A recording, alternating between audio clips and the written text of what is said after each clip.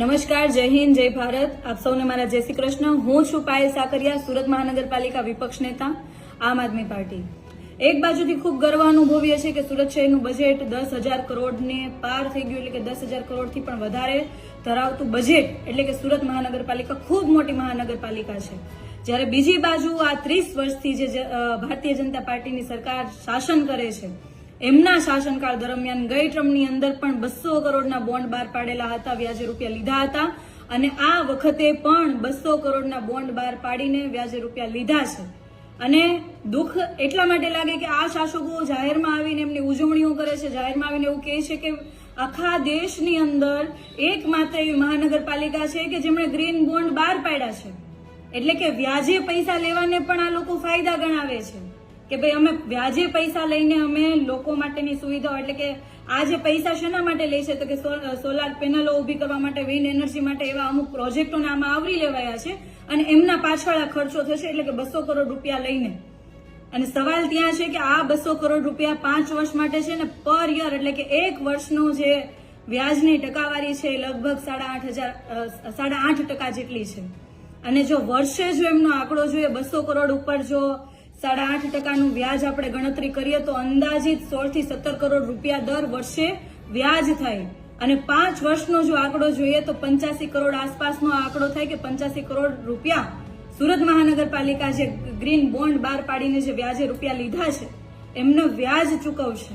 અને શરૂઆતથી લઈને ટેકનિકલી અને જે કઈ પ્રોસેસ કરવી પડે, ગ્રીન બોન્ડ બહાર પાડવા માટે બેંકો સાથેની વ્યવહાર કરવા પડે, કન્સલ્ટન્ટ નિમણૂક કરવી પડે, આ તમામ પ્રક્રિયા પાછળ જો ખર્ચો આપણે અંદાજિત આપણે ખાલી ગણતરી કરીએ, જો કે આ શાસકોએ કે વહીવટી તંત્રએ આ બાબતના ખર્ચાનો ક્યારેય કોઈ ઉલ્લેખ નથી કર્યો અને ક્યારેય પણ એ જાહેર નથી કર્યું, પણ જો અંદાજિત આપણે ખર્ચો જોઈએ તો 10 થી 15 કરોડ રૂપિયાનો ખર્ચો ઓછામાં ઓછો આ લોકોએ આ વહીવટી પ્રક્રિયા પાછળ કર્યો હશે, ગ્રીન બોન્ડ બહાર પાડવા માટે કર્યો હશે. તો સવાલ એ છે કે 85 કરોડ રૂપિયાનું વ્યાજ ચૂકવશે અને 10 થી 15 કરોડ રૂપિયાનો તો બીજો ખર્ચો ગણી લઈએ તો 200 કરોડમાંથી 100 કરોડ તો માત્ર ને માત્ર વ્યાજમાં અને ખર્ચામાં જતા રહેશે અને માત્ર 100 કરોડ રૂપિયામાંથી આ પ્રોજેક્ટની અંદર આ લોકો કામ કરશે. 5 વર્ષ પૂરા થશે એટલે પછી ફરી પાછા એમને 200 કરોડ જે લીધા છે એ તમામ જે બોન્ડ વાળા જે લોકો છે, બોન્ડ જેમણે લીધા છે ને પરત કરશે.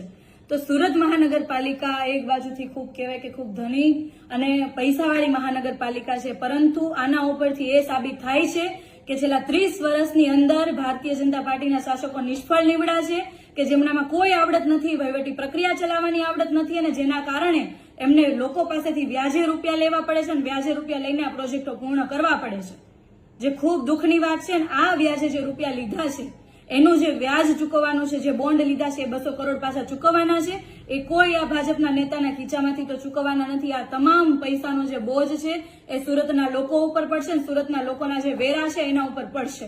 અને જ્યારે આ બાબત અમે જ્યારે સામાન્ય સભાની અંદર બોલવા ઉભા થયા અને અમે આજે તો હું ખુદ આ બાબતે બોલીશું અને અમે તો કીધું કે ભાઈ આ બાબતનો અમને જવાબ આપો કે કયા પ્રકારના ફાયદા ગણાવો છો, કયા પ્રકારના અભિનંદન મેળવો છો.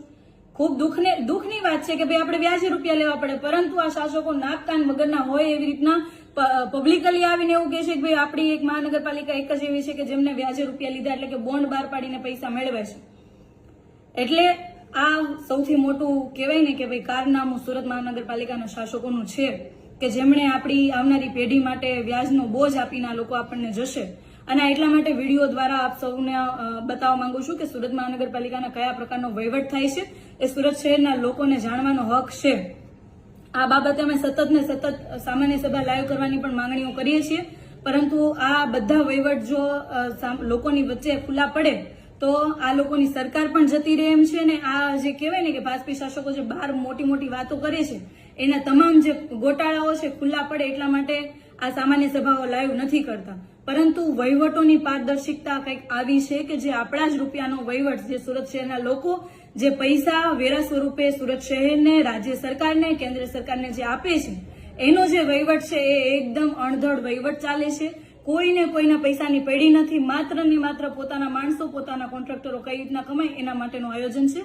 બસ આપ સૌને એટલા માટે જ આજે લાઈવ કે વિડીયોના માધ્યમથી એટલા માટે જણાવવા માંગુ છું કે સુરત શહેર આપણું સૌનું શહેર છે અને આપણા સૌની જવાબદારી છે કે આપણે આ સુરત શહેરને ખૂબ આગળ લઈ જઈએ. ડેવલપમેન્ટમાં વાત હોય કે પછી કોઈ પણ બાબતની વાત હોય, તમામ જગ્યાઓ પર આપણે સર્વશ્રેષ્ઠ બનાવવાની સુરત શહેરના હરેક નાગરિકની જવાબદારી છે. ત્યારે સૌ પ્રતિનિધિઓની પણ આ જ જવાબદારી હોવી જોઈએ. પણ જ્યારે સુરત શહેરના પ્રતિનિધિઓ ભાન ભૂલતા હોય ને રાહ જો ભૂલતા હોય, તો ત્યારે સુરત શહેરના લોકોની જવાબદારી બને કે એમનો કાન પકડીને એમને સાચા રસ્તે લાવે.